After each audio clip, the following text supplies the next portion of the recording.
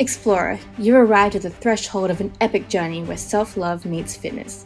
Gather your courage as we seek to challenge the limits of our bodies, become mentally resilient, and learn to cherish ourselves for the beautiful individuals we are.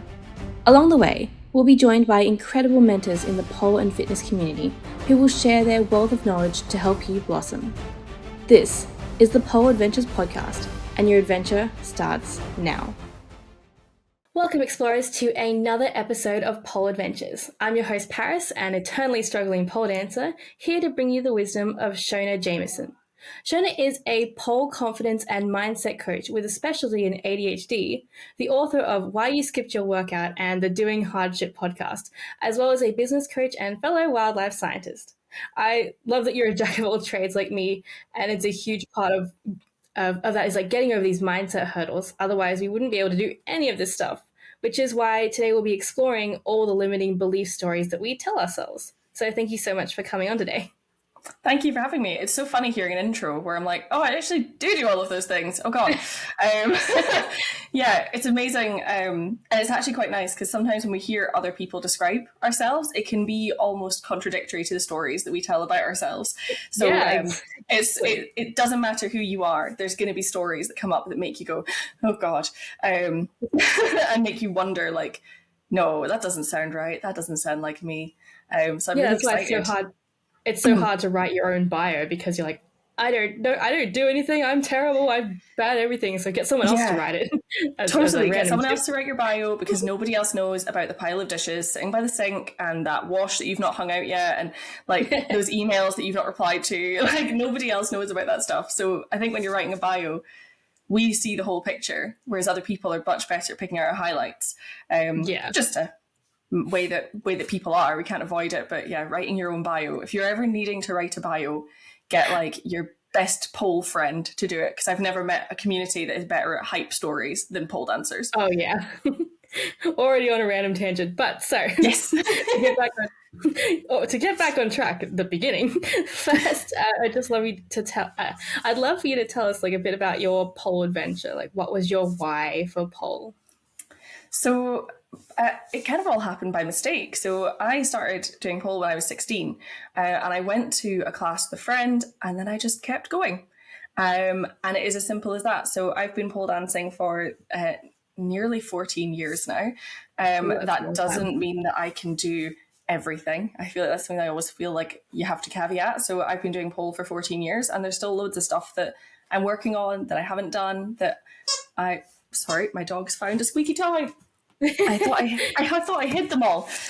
Did I? No. Good girl. She's a great pole dog, but not such a good podcast dog. So I found pole when I was 16 and I just kept doing it. I had no fitness background before that, apart from horse riding, which quite different. Horse riding is stay still on the thing you should probably fall off of, and pole dancing is move your body everywhere it shouldn't be on the thing you should probably be falling off of. So there's similarities, but very different. So when I started pole, couldn't touch my toes, couldn't do a single press up. I still remember the first time I got flat splits. I was still living at my mum's house and I got so excited. I ran downstairs to show her and I ran into a radiator on my way down and I had the biggest bruise on my thigh ever.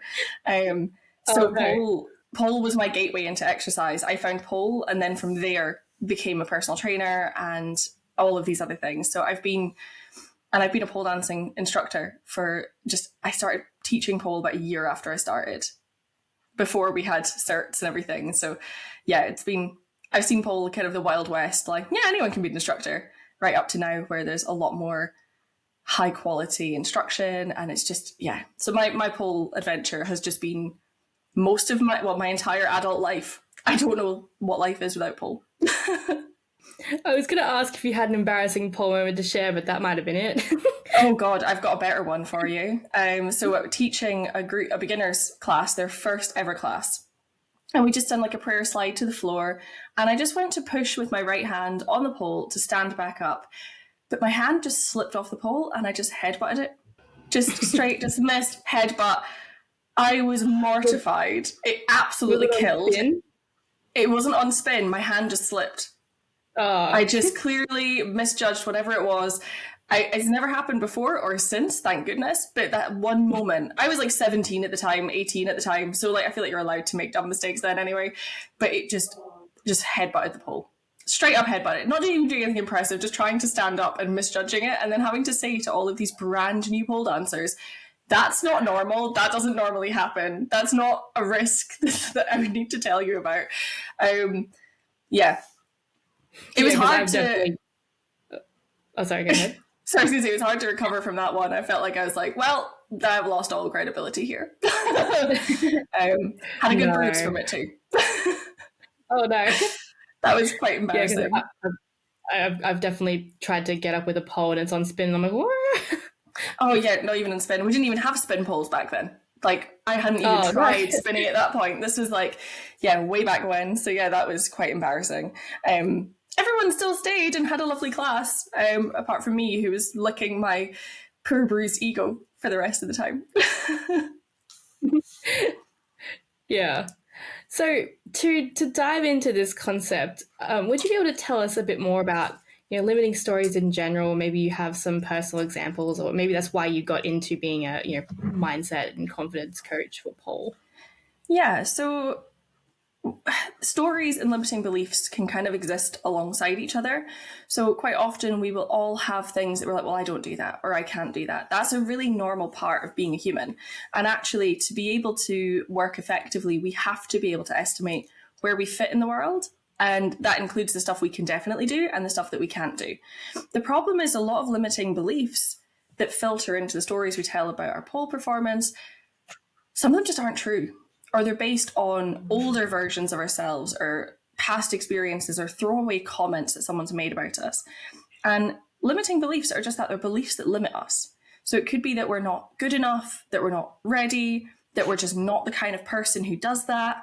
Usually limiting beliefs come down to, I'm not enough to do this thing.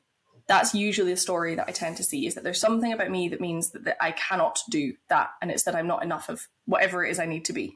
And ordinarily, we're not aware of the beliefs that underpin our stories. So we might just have a limiting belief. So one that I've had is that I don't have strong shoulders, which I do. Like I objectively do have strong shoulders, but my limiting belief is that my shoulders were not strong enough. And that meant that for things like Aisha training, even butterfly in the early days, butterfly was a real nemesis trick of mine because I didn't believe in my shoulders. And the belief that underpinned my story about Aisha's was that my shoulders were not enough. They were not capable of that. And therefore I was not capable of that. So the story became, I don't like butterfly. But actually, that's... And we'll see it so often. I mean, all of us will have tricks that we're like, my brain just does not seem to know how to make that happen. But we can dig into those stories and find out where the blocks are and work through them. Sometimes it's a knowledge issue. Is like, I physically don't know where my body needs to be. Sometimes the coordination is, once I get up there, I don't know how to let my body get there. Sometimes it can be a flexibility or strength issue. Like, once I get up there, my body physically can't do it yet. But did you notice that I added yet on the end of that sentence? The yet is a big thing. That if we just say like, well, my body can't do that, then that's the story. That's the box we've put ourselves in. Whereas if we then say, I can't do that yet, that gives us the chance to change it. So even just adding in that one change can change our stories. But often we're not aware of our stories. So Paris, your story is, was it the perpetually struggling pole dancer? Oh, yeah. What does that story tell you about your pole experience? I guess in what way? So because I mean, I've stopped and started personally, and yeah, so it's just been always like next to everybody else who seems like they're doing fine. I'm just here going, I can't do it, but so working through that. So how would it feel? So if you introduce yourself as a perpetually struggling pole dancer, how would it feel for you to come on your podcast and share like a big pole win? Pretty good, I guess. Pretty good. Yeah, that's awesome. You've clearly not embedded that story the same way as I did. I used to advertise myself as the gym-free personal trainer. And then after lockdown, I joined a gym and I had a little crisis about it. I was like, but I'm not being coherent with who I said I was. And I tried really hard to protect that story because that was how I'd built my business. It was a huge part of who I am. Sorry, podcast dog found another toy. I'm just collecting dog toys on my lap. So for me, I find that a real struggle. So actually, if you already are like, no, I'm happy to share my wins, then that's a story that's clearly helping you in a way that my pole-free personal trainer story didn't help me. So everyone can tell the same story and have a different interpretation of it as well. It's a very, very personal thing.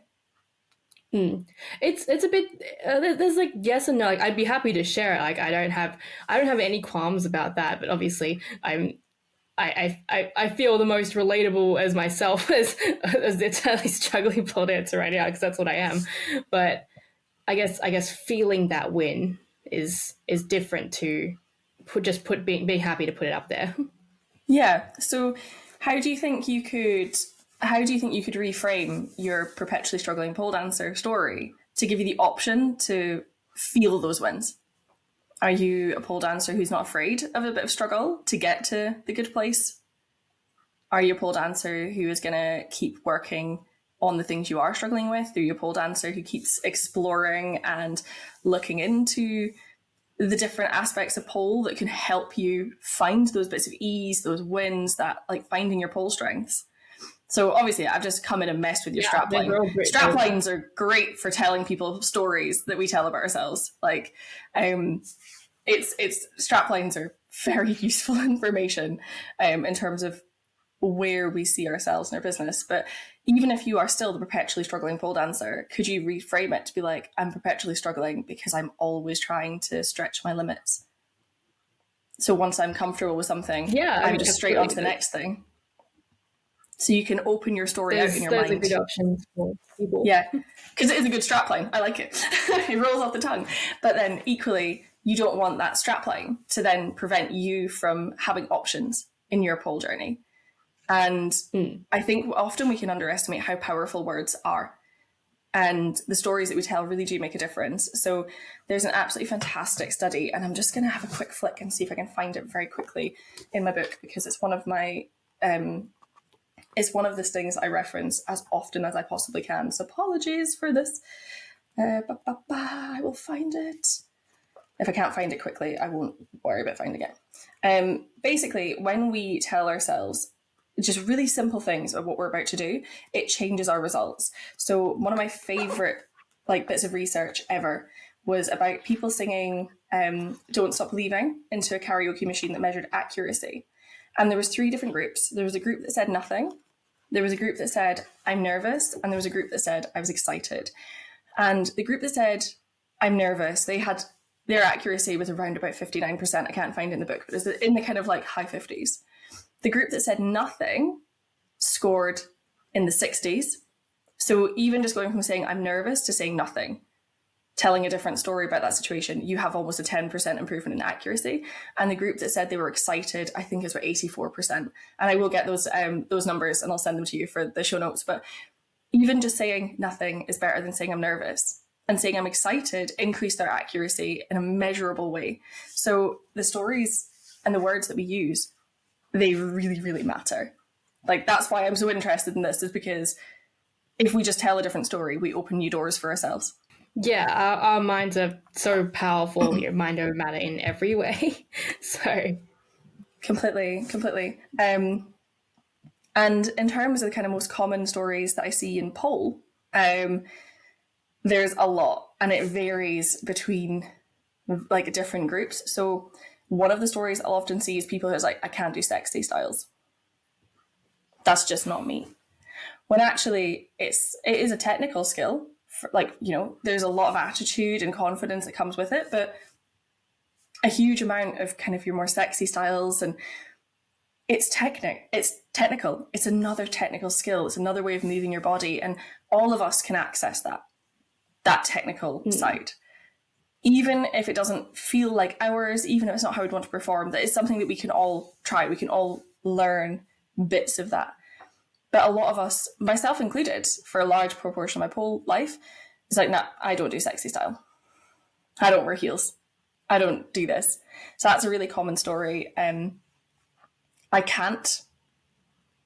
That comes up so often. Like, I did that earlier, and I caveated my 14 years of pole dancing with there's loads of stuff I can't do yet. I did add the yet, I think. But things about these statements that we make that are very much like, I don't do this, I can't do that, that's not me. Those stories come up time and time again, and it can be about specific tricks or styles, or the kind of pole dancer that we are. So I have also had a lot of time on and off from pole through the course of my pole life. And that has definitely stuck as a bit of kind of my identity. And it's something I'm working on just now, is that, oh, I'm not consistent. I am actually I'm persistent. I keep coming back, even after time off. So those sorts of stories come up quite often, and it's usually around key tricks tend to collect them. So inverts, Aishas, laybacks, they tend to be quite a popular one for people like, nope, I cannot do that. But then that comes into our physiological responses to those tricks. So as soon as we say I can't, or I'm nervous, or blah, like, we have a different physiological response. So then we have more of a fear response instead of like a learning response. Yeah. And so it becomes a self-fulfilling prophecy sometimes. And actually, the easiest story to change, what do you call your non-dominant side when you're training? The bad side, as most people do. So what happens when you call it your bad side? It becomes worse. It's going to feel bad. So the simplest thing that I suggest people do, the simplest story I suggest people tell, is instead of it being a good side and a bad side, it can be your preferred side and your interesting side, because it is interesting. It is interesting. Yeah, for sure. You're like, let's see where we end up on my interesting side. So I was just calling it your dominant and non-dominant side. And when it's your interesting side, how immediately, for me anyway, that feels like I can explore my way around it. I can be curious and not judgmental. As soon as we're labeling things good and bad, there's a judgment. But if I say it's interesting, I'm describing it, and I'm giving myself the opportunity to find it interesting. I'm coloring it as something that I can be like, oh, I wonder how that is going to go. And when things don't work, I can be very curious about why. And it's not because I'm bad or because that side is bad. It's because this side is just more interesting, because it doesn't come as naturally. I love that. So that's something that I do all the time. Like, I was actually teaching last night, and I was interesting side. I'm that guy in classes. I'm like, don't call it a bad side. It's your interesting side, every time. So that is a really, and also I tend to accompany that with, in a practical sense, doing your interesting side first, and then your dominant or your preferred side, because then so my inverts, I actually now prefer inverting on my what used to be my interesting side, because I trained it first. So now I'm having to switch back to the other way. So you can, and they're also both interesting sides. They're both, it's all interesting. I think what I'm saying is I'm overthinking everything. But if you have your interesting side, you can be curious about it in a way that you can't be curious about your bad side. Your interesting side gives you options. Absolutely. Your bad side gives you judgment, if that makes sense. So that's a really simple change to just even up how you feel about both sides of your body, which are going to be different. To quote Colleen Jolly, we all have the capacity to be symmetrical, but none of us are. So it doesn't need a judgment.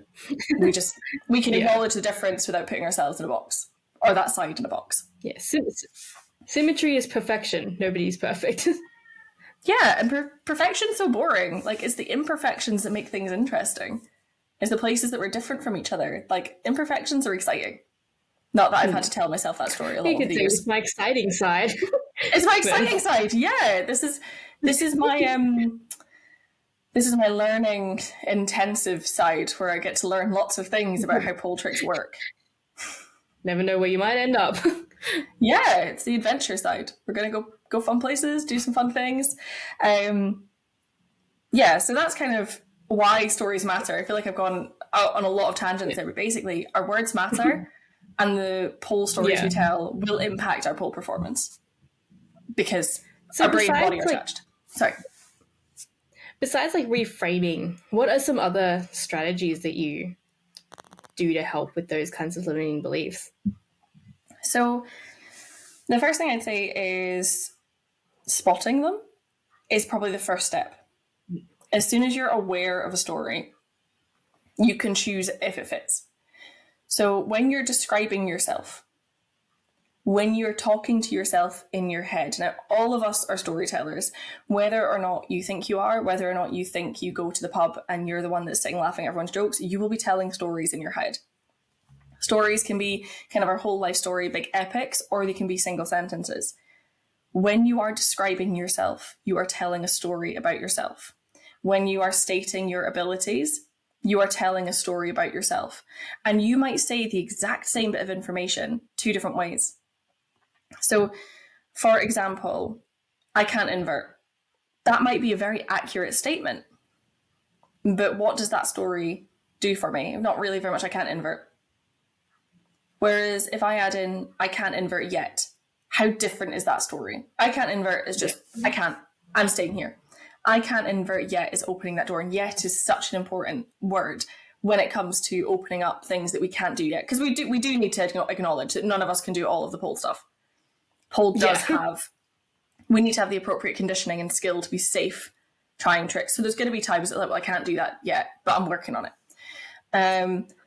So noticing when you're describing yourself and noticing the patterns that you have in how you describe yourself. So do you say, I never do that? Or I always do this? Never and always, very rarely true. So if you spot a never or an always, question it. Is that true? Do I always do that? I actually don't always do that. There you go, you've just broken that story. What's a better story you can then tell? So all of those patterns, generalizations, like, well, just making a sweeping generalization about how you perform based on like a few examples without acknowledging the good. That's a really common one as well. So just being like, well, no, like I'm really bad at pole because I'm too slippy. It's the middle of summer. It's hot. We're all too slippy. Like, it's okay. Like, and actually taking some information out of the story, losing context, things like that. So making sure you're not choosing the negative side of your story. Omitting positives is a really good thing to look out for. So have you ever had someone give you a compliment and then you fight it? Most people do. Yeah, exactly. So I'm going to recommend, actually, if you want to hear the most fantastic, like, accepting of a compliment ever, it's the Ologies podcast, and it's the first episode they have about ADHD. So Dr. Russell Barkley, the guest they have on, the host gives him the most gushy compliment ever. Like, basically, it's like, you're a game changer. You change people's lives. You're fantastic. And he's just like, thank you. That's very kind of you to say. And I just think it is so, because it's a really gushy compliment. And he has a laugh and he's like, thank you for saying that. When we can just accept a compliment, when we're not fighting it, we can actually bring those compliments and comments into our stories as well. So the way that we're going to change your story is going to depend on where your story is biased against you or where it's kind of leaning towards not supporting you. There is so much out there on this, but generally, if your story is closing doors, we want to find a way to open those doors. So write it down in the middle of a piece of paper and then ask questions about it. What would I like to do instead? What's the story I would like to tell? Is the story missing any information? Is the story actually focusing in on something that I don't need to focus in on? Once you can start analysing your story, once you can start looking and being like, actually, I don't think that is true, you've immediately taken a lot of the power out of that story. Then you have to practice telling a new one, which is going to be something closer to reality, where I'm a good pole dancer, but right now it's really hot and like sticky and slippy outside. So today wasn't my finest day, but I still showed up, and because it's really hot, I was super bendy. Like, we can tell already that could be the exact same situation, but described totally differently. And for anybody who's struggling, particularly with inverts, there's a lot of people out there who get their inverts really quickly. And there's also a lot of people out there who get their inverts and it takes a long ass time. And it takes repetition and it takes conditioning. Yeah. If you're taking a long time to get your invert, you're not alone. And actually, you are working on all of the hard stuff that a lot of people don't see until later on in their pole journey. If in the early days you can just do, then eventually you hit a wall where you don't get a trick first time, and it can be really destabilizing. And it can be like, well, I'm clearly just bad at pole because normally I get things first time. If you are taking time to learn your inverts or any movement, you are learning the skills that it takes to really master the challenging tricks of pole. You are just doing that learning up front. You are doing that growth up front. So yeah, it'd be awesome if we could all come in and get our invert straight away. But the reality is not all of our bodies work that way. Not all of us have the movement background. And if you're taking your time to get your invert, you are learning patience. You are learning to celebrate wins along the way. You are learning so much about yourself, how your body responds, how your mind responds. That is all absolutely vital for a sustainable life in pole. Now, what I have seen is a lot of people who get to a point where they start finding things hard and they lose the momentum and they just drop. Because they've been used to it being I can just do all of this. That's really nice while it lasts. But the reality is all of us who want to do pole for life are going to have things that we need to work at for years. And that's okay. So if you're taking your time working your invert just now, you could focus on what you're not doing yet, or you could focus on all the things you are doing. And that is learning about your body, learning about consistency, learning about how to manage your mindset on those tough days. And that is invaluable. Yeah, that's great. That's great advice. How could we make practice making these stories more positive without feeling, I don't know, especially when I try and say you're doing good, it's feels like a really awkward cheerleader and not feeling weird about it. Unfortunately, this one does just take practice. Now, I am from the UK, so I am Scottish, but in this regard, I am very British. And it is that thing of, oh, no, can't tell people how good you are at that. Got to be like, nope, can't acknowledge our strengths. Actually, we do just need to be a bit uncomfortable and say, no, I am actually really good at this. And finding those places where, even if it's small, working with your coach to identify your strengths. So I remember once, after a performance, someone walked up to me and was like, oh my God, your hands were amazing while you were performing. My hands have been my biggest insecurity for years. I am a nail biter. I like to call it my granddad's hands.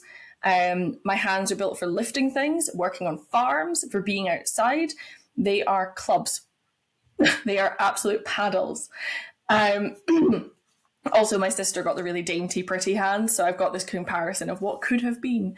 So my hands have been a huge insecurity of mine, and then for someone to come up to me after a performance and say, your hands were awesome. That, focusing in on that has helped me when I've been preparing other routines, when I've been doing improv, because that positive moment by itself is not going to undo my years of looking at my hands and thinking, oh my God, these belong on a goblin. But actually, if I can focus in on that good and bring it to the table, I want to give those positive comments a seat at the table when I'm deciding the story I'm going to tell. And that you might need an instructor's help to do that. This is something I do really often with the pole company programs, is helping people spot the little differences between week 1 and week 8 of their invert program or their shoulder mount program, because sometimes we can't see the differences that we've got.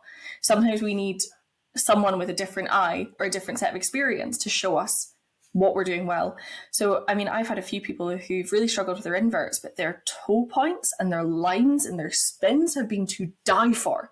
And if they can focus on those strengths, then it's like, well, once you have your invert, you're going to have that amazing foundation to bring into it. But for now, let's focus on giving you some cool things to play with that really accentuate your strengths.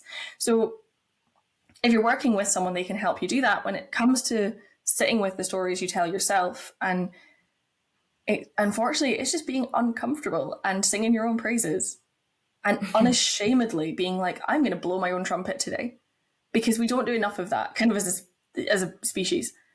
And I think particularly for women who come into pole as adults who've never exercised before, there's probably a lot of stories that you're telling yourself about exercise in general. Oh, yeah. And a lot of assumptions that we have about exercise in general that we kind of need to unpick. So you don't need to go to every single class you have planned to still make progress. Yeah, we want to go to most of them, but if you have a really busy spell and you need to miss a class, you need to miss a class. That's okay. That's not the end of the world.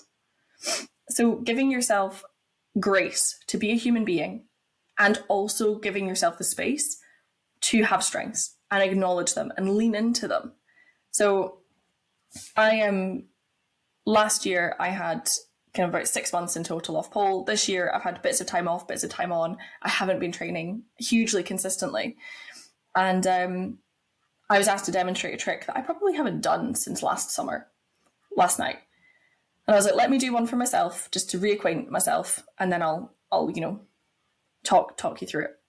And the story I initially told was, sorry, that demonstration wasn't as neat as I would have liked it to be. So my story was an apology. Then one of my clients, who I love it when my clients call me out because everybody needs to work on this stuff, was like, do you think you need to be nicer to yourself? I was like, actually, yeah, I probably do.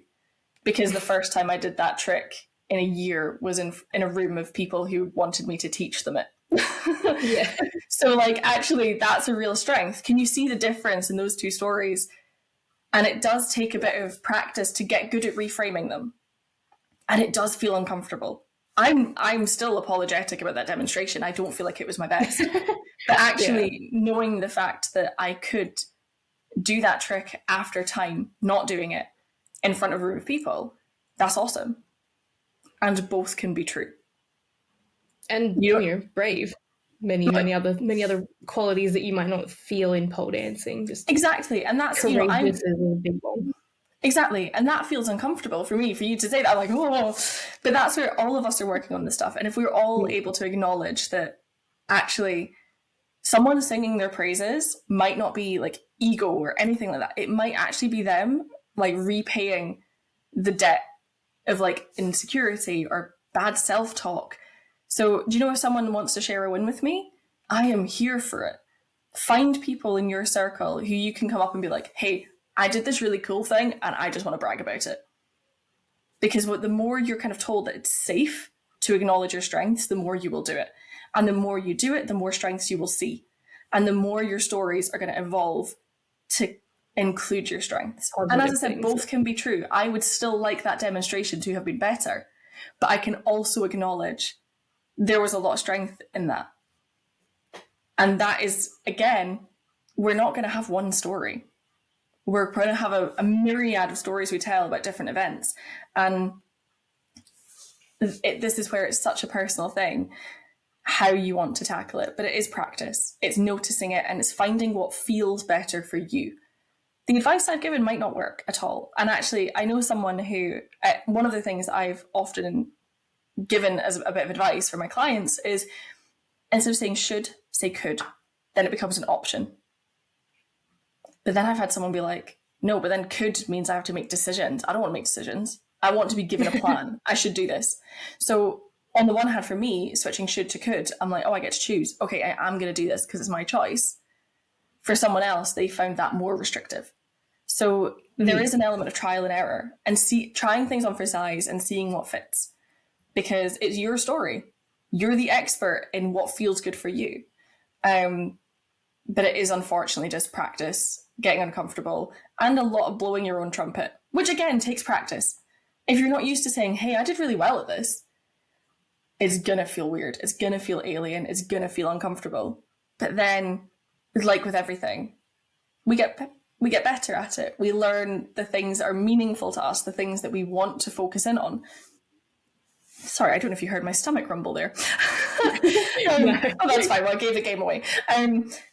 It's actually being able to notice it, challenge it, change it.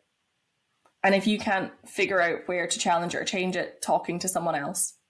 Because the way we talk to our friends, usually way nicer than we talk to ourselves. Yeah, it should be standard practice that everybody buddies up and says something nice about the other person, when just what we're doing. Totally. And especially, actually, if you've ever looked into like your love languages, if you're a words of affirmation person, your self-talk is so important. I'm going to just raise my hand quietly and be like, yeah, I'm one of those guys. But the way I talk to myself is really important. Something you can do that is really nice, and this is a really good evidence-backed thing. So for those of you who need to know the science behind something, there's plenty of evidence that shows as soon as we think about our younger selves, our empathy towards ourselves increases. So how would you talk to a younger version of yourself about this? And immediately, most of us are more compassionate and kinder. So that could be a nice thing. Like, how would you tell the story to younger you? Even just like you from last week. Doesn't need to be like child you. But if you're struggling with being kind to yourself, think about how you would talk to, say, you when you were 15. How would you describe this situation to them? And see how that changes the story you want to tell. Yeah, absolutely. And you know, if there was just one thing that you could let every pole dancer know, what would it be? Oh, that's a really good question. Honestly, pole dancing is really hard. And it's okay if it's hard sometimes. So one of the things that I hear people say is that they make it look so easy. Why do I find it so hard? We can't see anybody else's effort. When I'm demonstrating something and I'm talking it through and I look relaxed doing it, that might give the illusion I'm not working hard at all. But I'm working hard, I promise you. Yeah. The demonstrations we see from instructors, the videos we see on social media, the performers we see, part of their job is to make the hard look easy. That's why we want to watch them. That's why we want to learn from them. So if you're telling yourself a story that you're not good at something because you found it hard, remember, you can't see their effort. And part of the effort they're putting in is to make it look effortless. So if you're making that comparison, remember, it will always probably feel worse than it looks. You will always put in more effort than it feels like you are, than it looks like you are, sorry. That's a really normal part of pole, and it is a really challenging sport. So it's okay to find things hard. And you never know, somebody might also be looking at you going, oh, how does she do this? Absolutely, absolutely. And I mean, I have some amazing pole friends and people I've trained with over the years. And do we have the same strengths? Absolutely not. Not one of us has the same, like the Venn diagrams are always overlapping in places. It's never just been a circle. Everybody has things that's like, oh, can you teach me how to do this? Or how are you doing that? And we all have such unique strengths, and that's what makes pole amazing. And when you're watching people on Instagram, remember they're showing you their strengths. Yeah. They're showing you their highlights. We will all have things that we are less good at. So I'm just going to use Neo, the pole PT, as an example. So she and I have this reel, which actually I need to repost it sometime soon because it really cracks me up. And it's she and I doing a bridge together. So we had our wrists touching, and then we push up into a bridge. And I'm barely up, and her face is already like in over mine. So her shoulders are really nice and open. Her bridge pushes all the way over, and I just went folded. I was like, oh God, I'm like nowhere, and you're already here. And then we filmed a middle split. So we started butt to butt, heel to heel, and just slide down, and I'm on the floor, and she's like a good bit up from the ground. And obviously there is much hilarity. So Neo and I train in a lot of we have a lot of tricks that we both like, but equally we have such different strengths. And those are just two examples on the floor. But if we're going to post a picture of a bridge on our social media, we're going to post Neo's. If we're going to post a picture of a middle split on social media, we're probably going to use mine.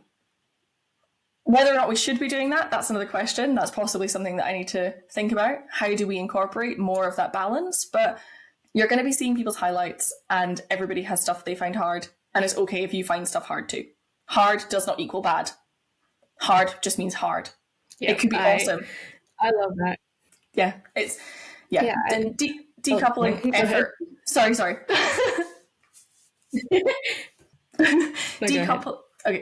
Decoupling effort and a judgment is a really good way of telling a different story. If it's hard, it doesn't mean it was bad. If it's hard, it just means you found it hard. It could well have been excellent. So that's probably my biggest thing, because pole is hard. And you hear a lot of like, oh, that felt so hard. Doesn't mean it was bad.